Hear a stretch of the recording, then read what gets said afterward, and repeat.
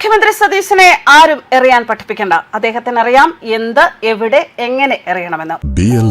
കേരള, തമിഴ്നാട്, പോണ്ടിച്ചേരി. ഇന്ന് സ്ത്രീകൾക്കുള്ള സൗജന്യ യാത്ര KSRTCയിൽ ആരംഭിച്ചിരിക്കുമ്പോൾ തന്നെ ചില പഴയ കാര്യങ്ങൾ ഓർമ്മിക്കാതെ തരമില്ല എന്ന് തന്നെ പറയേണ്ടി വരും. സെക്രട്ടേറിയറ്റിന്റെ മുന്നിൽ ദിവസങ്ങളോളം മഞ്ഞും മഴയും വെയിലും ഒക്കെ കൊണ്ടുകിടന്ന ആശാ വർക്കേഴ്സിനെ നമുക്കറിയാം. അവർ കരഞ്ഞ കരച്ചിൽ നമുക്കറിയാം. അവരെ ബുദ്ധിമുട്ടിക്കലുകൾ നമുക്കറിയാം. അന്ന് വീണ ജോർജ് അടക്കമുള്ളവർ അവരെ പരിഹസിച്ച രീതികൾ നമുക്കറിയാം. എന്തായാലും അതുകൊണ്ട് തന്നെ ആരെയാണ് കയ്യിലെടുക്കേണ്ടത് എന്നതിന് വളരെ കൃത്യമായ ധാരണ സതീശൻ സർക്കാരിനുണ്ടായിരുന്നു.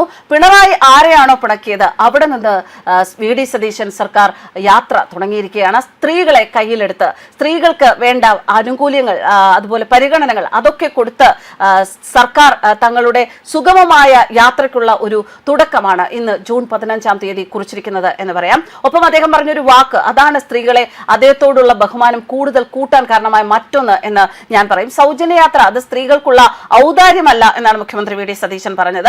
സാമൂഹിക സാമ്പത്തിക പ്രതിഫലനം ഉണ്ടാക്കുന്ന പദ്ധതിയാണ് പ്രിയദർശിനി എന്ന് മുഖ്യമന്ത്രി വ്യക്തമാക്കി. അദ്ദേഹവും അവരോടൊപ്പം ആദ്യത്തെ സർവീസിൽ യാത്ര ചെയ്യുകയും ചെയ്തു. വളരെ സന്തോഷത്തോടെ അഭിമാനത്തോടു കൂടി തന്നെയാണ് പല സ്ത്രീകളും ആ വാഹനത്തിൽ ആദ്യത്തെ ആ സ്ത്രീ സൗജന്യ യാത്ര അനുവദിച്ച ആ KSRTC ബസ്സിൽ യാത്ര ചെയ്യുന്നതായി നമ്മളൊക്കെ ദൃശ്യങ്ങളിലൂടെ കാണുന്നത്. സത്യം പറഞ്ഞാൽ അത് ചരിത്രത്തിലേക്കുള്ള ഒരു യാത്രയാണ് എന്നാണ് ചീഫ് സെക്രട്ടറി A. ജയതിലക് പറഞ്ഞത്. അത് സൗജന്യ യാത്ര ഓർഡിനറിയിലാണ് എങ്കിലും തീരുമാനം അത് ഓർഡിനറി അല്ല, അസാധാരണമാണ് എന്നാണ് ചീഫ് സെക്രട്ടറി പറയുന്നത്. കഷ്ടപ്പെടുന്ന സ്ത്രീകൾക്ക് സൗജന്യ യാത്ര വലിയ മാറ്റം കൊണ്ടുവരും എന്ന് മന്ത്രി KA തുളസിയും പറഞ്ഞു. എന്തായാലും വനിതകൾക്ക്, ട്രാൻസ്ജെൻഡേഴ്സിന് ഒക്കെ KSRTC ഓർഡിനറി ബസ്സുകളിൽ സൗജന്യ യാത്ര ചെയ്യാം. 3125 ബസ്സുകളിലാണ് പ്രിയദർശിനി സൗജന്യ യാത്ര എന്ന സ്റ്റിക്കർ ഒട്ടിച്ചിരിക്കുന്നത്.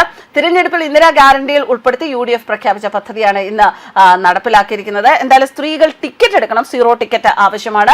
സീറോ ടിക്കറ്റ് അതിൽ എവിടേക്കാണ് യാത്ര എന്ന് അടയാളപ്പെടുത്തിയിരിക്കും, രേഖപ്പെടുത്തിയിരിക്കും. അതുകൊണ്ട് തന്നെ സീറോ ടിക്കറ്റ് ഇല്ല എന്നുണ്ടെങ്കിൽ 500 രൂപ പിഴയും ഉണ്ടാകും. മറ്റൊരു തീരുമാനം കൂടി സർക്കാരിന് വരുന്നത്, സർക്കാർ എയ്ഡഡ് കോളേജുകളിലെ 5 ലക്ഷത്തിലേറെ വിദ്യാർത്ഥിനികൾക്ക് പ്രതിമാസം 1000 രൂപ വീതം നൽകുന്ന പദ്ധതി ഓണസമ്മാനമായി സർക്കാർ നടപ്പിലാക്കും എന്നാണ് അറിയുന്നത്. സ്കോളർഷിപ്പ്, ഫെലോഷിപ്പ് അടക്കമുള്ള ആനുകൂല്യങ്ങൾ ലഭിക്കുന്നവരെയും ഒഴിവാക്കില്ല. പ്രതിവർഷം 12,000 രൂപ വീതം നൽകുന്ന പദ്ധതിക്കായി സർക്കാർ 500 മുതൽ 600 കോടി വരെ രൂപ ബഡ്ജറ്റിൽ നീക്കിവെക്കും. ബിരുദാനന്തര ഗവേഷണ വിദ്യാർത്ഥിനികൾക്കായിരിക്കും ധനസഹായം. ഇതാണ് ഞാൻ തുടക്കത്തിലേ പറഞ്ഞത്. എന്ത്, എവിടെ, എങ്ങനെ എറിയണം എന്നുള്ളത് സതീശൻ സർക്കാരിന് വ്യക്തമായി അറിയാം. അതുകൊണ്ട് തന്നെ ഇവിടുത്തെ പുത്തൻ തലമുറയെ, യുവതലമുറയും കയ്യിലെടുക്കുന്നു, സ്ത്രീകളെ കയ്യിലെടുക്കുന്നു. കാര്യം ഇവരെ പിണക്കിയാൽ കാര്യമൊന്നും നടക്കില്ല എന്നത് അദ്ദേഹത്തിന് കൃത്യമായിട്ട് അറിയാം.